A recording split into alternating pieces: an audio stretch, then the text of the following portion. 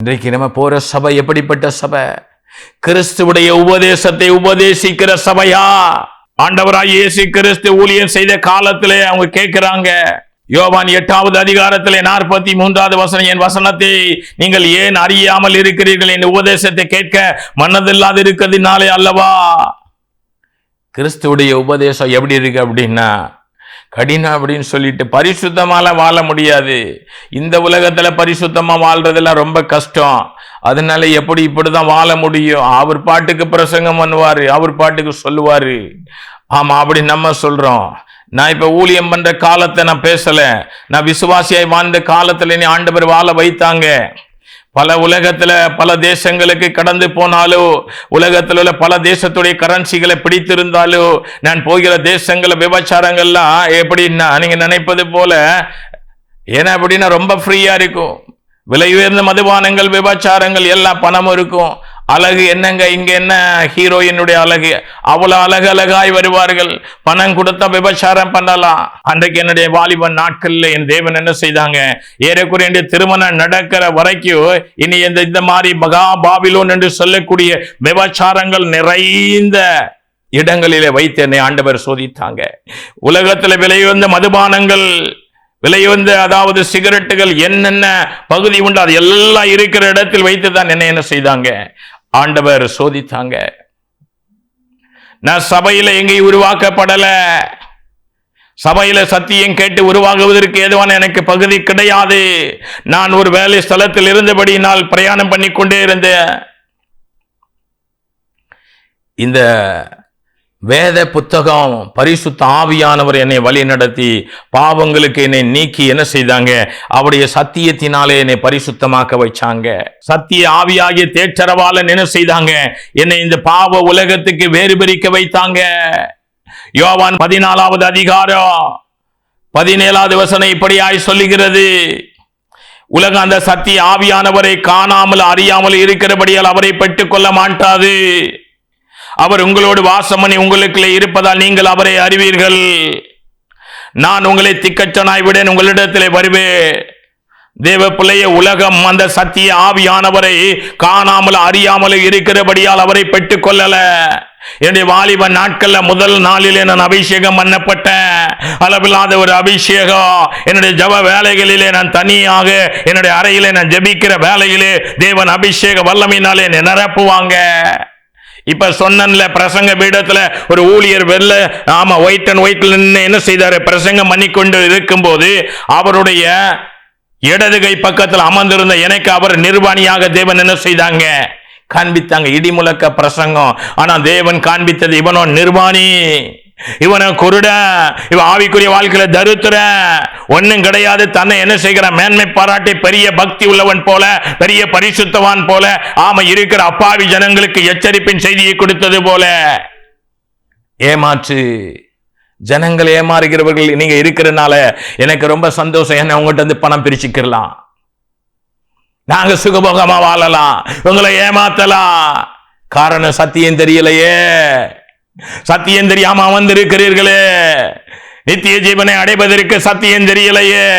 யோவான் 5வது அதிகாரம் இப்படியாய் சொல்லுகிற 39வது வசனம் இப்படியாய் சொல்லுகிறது, வேத வாக்கியங்களை ஆராய்ந்து பாருங்கள், அவைகளாலே உங்களுக்கு நித்திய ஜீவன் உண்டு எண்ணுகிறீர்களே, என்னை குறித்து சாட்சி கொடுக்கிறவைகள் அவைகளே.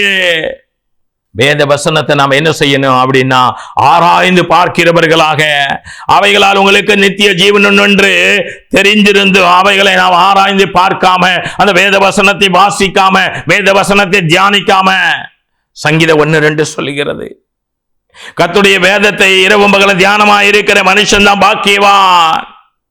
கர்த்தருடைய வேதத்தை வாசிக்கிறீங்களா? கர்த்தருடைய வேதத்துல தியானமா இருக்கிறீங்களா? எப்படி, அதாவது ஓசியா 2வது அதிகாரம் 20வது வசனத்துல உண்மையாய் உன்னை எனக்கு நியமித்துக் கொள்வேன், நீ என்னை அறிந்து கொள்வாய் என்று சொன்னது போல தேவ பிள்ளையே, நீங்கள் சத்தியத்தை அறிகிற அறிவு எப்படி ஒரு மனவாட்டி கணவனுக்கு என்ன பிடிக்கும், என்ன சாப்பாடு சாப்பிடுவாரு, என்ன வஸ்திரம் பிடிக்கும், அவர் எப்படியெல்லாம் அவருக்கு செய்தா நல்லா இருக்கும், சந்தோஷமா இருப்பாரு அப்படின்னு சொல்லி திருமணத்திற்கு என்கேஜ்மெண்ட் பண்ணின நாள்ல இருந்து திருமணத்துக்கு இடைப்பட்ட நாள் நாள்ல அவங்க பேசி பேசி என்ன செய்யறாங்க, ஒருவரை அறிகிறது போல மணவாட்டி சபையானவள் மணவாளனாகிய கிறிஸ்துவை அறிகிறதற்கு இங்கு என்ன செய்யப்பட்டிருக்கிறதுனா, வேத வாக்கியங்களை ஆராய்ந்து பாருங்கள், அவைகளினாலே உங்களுக்கு நித்திய ஜீவன் உண்டு. இந்த மணவாட்டிக்கு அவ என்ன செய்ய போறாரு அப்படின்னா, இந்த பூமியில என்ன செய்ய போறாரு, ஒரு சரீர பகுதியிலையும் இந்த பூமியில வாழ்கிற நாட்கள்ல அவங்களுக்கு தேவைகளையும் கொடுக்க போகிறார். ஆனால் நம்முடைய ஆண்டவராகிய இயேசு கிறிஸ்து நித்திய ஜீவனுக்காக ஆட்டுக்குட்டியானுடைய இரத்தம் சாட்சியின் வசனத்தை தந்து அவர் என்ன தந்திருக்கிறார்னா, நித்திய ஜீவனுக்காக. அவர் ஏதோ சாதாரண குறித்த காலத்துல திருமணம் பண்ணி அதுக்கு பின்பாக ஒவ்வொரு கணவன் மனைவிக்கு எவ்வளவு காலமோ தெரியாது, சரியா, ஒரு பகுதியில கணவன் முன்னா மறிக்கலாம், இல்ல என்ன மனைவி மறிக்கலாம், அவ்வளவு. அதுக்கப்புறம் அவங்க என்னது கைவிடப்பட்டவர்களா இருப்பாங்க, கணவன் மனைவி இல்லாதவர்கள். ஆனா நம்ம ஆண்டவர் அப்படி சொல்லல. நான் உங்களை நித்திய விவாகத்திற்காக, நித்தியமாக நம்முடைய ஆண்டவராகிய தேவனோடு கூட வாழ்கிற அந்த விவாகத்திற்காக, நித்திய காலமாக நித்திய தேவனோடு நித்திய ராஜ்யத்திலே அவரோடு வாழும்படியாக ஆண்டவர் நம்ம என்ன செய்திருக்கிறாங்க, உண்மையாய் உன்னை நியமித்து இருக்கிற உருக்கமான இரக்கத்தினால, நீதி நியாயத்தினால, கிருபையினால நீ என்னை அறிந்து கொள்ளு, எனக்கு என்ன பிடிக்குங்கிறத அறிந்து கொள்ளு. நீ பாவத்துல இருக்கிற தேவ பிள்ளையே, இன்னைக்கு மணவாட்டி சபை கொடிய பாவத்துல காணப்படுகிறது. தேவன் வருவாரையானால் தேவன் கைவிடப்பட்டு போகிற அளவுக்கு இன்றைக்கு எப்படி காணப்படுகிறது என்றால், தேவன் அருவருக்கிற அளவுக்கு என்ன செய்கிறாங்க, காணப்படுகிறாங்க. நித்திய ஜீவனை பெறுவதற்கு ஏதுவாக சத்திய வசனத்திலே அவர்களுக்கு வாஞ்சை இல்லை. சத்திய வசனத்தினால் ஆட்டுக்குட்டியினுடைய இரத்தத்தினாலும் என்ன செய்யணும், ஒரு மணவாட்டி சபையானவள் தன்னை ஒவ்வொரு நாளும் சுத்திகரிக்க வேண்டும். எப்படி மணவாட்டி தன் கணவனை திருமணம் செய்வதற்காக திருமண நாளுக்காக அவள் தன்னை ஆயத்தப்படுத்தி அலங்கரித்து ஜோடித்து வாசனை திரவியங்களை அடித்து கணவனை மயக்குவதற்காக அவள் எழுந்து போகிறாளோ, அதே போல தேவ பிள்ளையே, இன்றைக்கு மணவாட்டி சபையானவள் நம்முடைய ஆட்டுக்குட்டியானவராகிய நம்முடைய ஆண்டவராகிய இயேசு கிறிஸ்துவுக்கு நித்திய விவாகத்துக்காக நியமிக்கப்பட்ட நாம், கிறிஸ்து ஒரே புருஷனுக்காக நியமிக்கப்பட்ட கற்புள்ள கன்னிகையாகிய தேவனுடைய சபையே என்ன செய்யணும் அப்படின்னா, அப்போஸ்தலர் நடபடிகள் 17வது அதிகாரம் 11வது வசனம் இப்படியாய் சொல்கிறது, அந்த பட்டணத்தார் மனோவாஞ்சையாய் வசனத்தை ஏற்றுக்கொண்டு காரியங்கள் இப்படி இருக்கிறதா என்று தினந்தோறு வேத வாக்கியங்களை ஆராய்ந்து பார்த்ததினாலே தெசலோனிக்காவில் உள்ளவர்களை பார்க்கிலும் நற்குணசாலிகளாயிருந்தார்கள் பெரையா பட்டணத்தார். அப்ப தேவனுடைய பிள்ளையை இன்றைக்கு மணவாட்டி சபையானவள் என்ன செய்யணும் அப்படின்னா, வேத வசனத்தை அறிந்து கொள்ளும்படியாக, ஆராய்ந்து பார்க்கும்படியாக, நித்திய ஜீவனுக்கு ஏதுவான அந்த வசனத்தை, அந்த வசனத்தினால என்னை நான் சுத்திகரித்து உங்களுக்கு முன்பாக நிறுத்துகிறேன் மாதிரியை காண்பித்த நம்முடைய ஆண்டவராகிய இயேசு கிறிஸ்து அப்படி சொன்னது போல தேவ பிள்ளையே, எபேசியர் 5:27 படி கரை திரை அற்றவர்களாக, பிழையற்றவர்களாக, ஒரு மகிமையுள்ள சபையாக தேவன் தமக்கு முன் நிறுத்துவதற்காக தன்னையே மாதிரியாக ஒப்பு கொடுத்திருக்கிறாங்களே. அவருடைய வசனத்தை அறிகிற அறிவு, அவருடைய வசனத்தை அறிகிற அறிவு, நான் உண்மையாய் உன்னை நியமித்தேன், என்னை அறிந்து கொள்வாய். ஓசியா 2:20 சொல்லுகிறது. வசனத்தை நம்ம அறிஞ்சிருக்கிறோமா? இதை கேட்கிற தேவனுடைய பிள்ளையே, விசுவாச வாழ்க்கையால நீ ஊழிய வாழ்க்கையா எதுவா இருக்கட்டும், வசனத்தை வசனத்தின்படி நாம் அறிந்து போதிக்கிறோமா? ஆவியானவரை போதிக்க நம்ம விடுகிறோமா? பேசுகிறது சபையிலே பேசுகிறது நீங்கள் அல்ல, பிதாவின் ஆவியானவர். நீ பேசினால் அந்த பிரசங்கம் சுய பிரசங்கம்.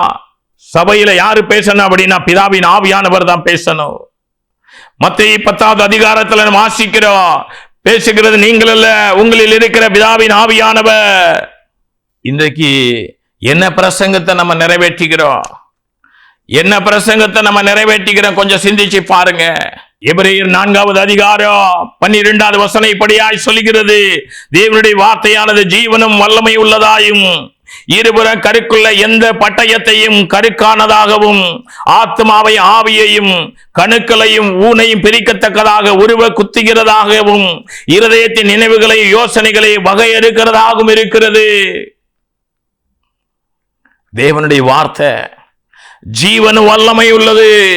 சங்கீதம் 29. கர்த்தருடைய வார்த்தை காதேஸ் வனாந்தரத்தை என்ன செய்கிறது? அதிர பண்ணுகிறது, பெண்மான்களை ஈனும்படி செய்கிறது. தேவ பிள்ளையே, கர்த்தருடைய வார்த்தையில் அவ்வளவு வல்லமை இருக்கிறது. அதுல ஜீவன் இருக்கிறது. தேவ பிள்ளையே, தேவனுடைய வார்த்தை ஜீவன வல்லமை உள்ளதா இருக்கிறது. அது நித்திய ஜீவனை கொடுக்கிறதா இருக்கிறது. இருபுறம் கருக்குள்ள எந்த பட்டயத்திலோ கருக்கானதாயும் ஆத்மாவையும் ஆவியையும் கணுக்களை ஊனை பிரிக்கத்தக்கதாக உருவ குத்துகிறதாக இருதயத்தின் நினைவுகளை யோசனை வகையறுக்கிறதாக. சுய பிரசங்கம் ஜனங்களை ரட்சிக்காது. பேதுரு அப்போஸ்தலர் நடவடிக்கைகள் 2வது அதிகாரத்துல பெந்தேகோஸ்தே நாள்ல அவர் பிரசங்கித்த பிரசங்கம் அது சுய பிரசங்கம் அல்ல. சுய பிரசங்கம் என்ன செய்யும்னா, அதாவது ஜனங்களை ஏமாற்ற 1 கொரிந்தியர் 2வது அதிகாரத்துல நம்ம வாசிக்கும் இல்லையா, 5வது வசனம் வாசிக்கிறேன் பாருங்க. என் பேச்சு என் பிரசங்கமோ மனுஷ ஞானத்துக்குரிய நயவசனமாய் இராமல் ஆவியினாலும் பலத்தினாலும் உறுதிப்படுத்தப்பட்டிருந்தது. அப்ப என்னுடைய பேச்சு பிரசங்கமோ மனுஷ ஞானத்துக்குரிய நயவசனிப்பா இராமல் ஆவியிலும் பலத்தில் உறுதிப்படுத்தப்பட்டிருந்தது.